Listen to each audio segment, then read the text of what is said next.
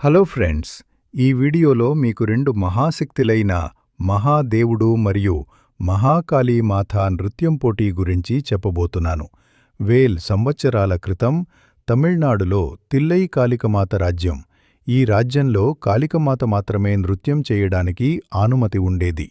కాని ఒకరోజు మహాదేవుడు వచ్చినప్పుడు మహాకాళీమాత తనతో నృత్యం చెయ్యాలి అని మహాదేవుడిని అడుగుతుంది. మహాదేవుడు సరే అనడంతో నృత్యం ఆరంభమవుతుంది. దేవతలందరూ నృత్యాన్ని చూడటానికి వస్తారు. ఇద్దరు ఎన్నో ముద్రలు వేస్తారు. చివరికి మహాదేవుడు ఊరుధతాండవ నృత్యం చేస్తాడు. మహాకాళీమాత స్త్రీ కారణంగా చెయ్యలేకపోతారు. కాళీమాత తన ఓటమిని ఒప్పుకుంటారు. ఎక్కడితే ఈ నృత్యపోటీ జరిగిందో అదే ఇప్పటి ప్రసిద్ధి తిల్లై నటరాజ్ మందిరం. గర్భగుడిలో మహాదేవుడు నటరాజుని రూపంలో దర్శనమిస్తాడు. అక్కడ ఒక తెరలాంటిది ఉంటుందట, లోపల శూన్యం ఉంటుందట. అదే చిదంబర రహస్యం.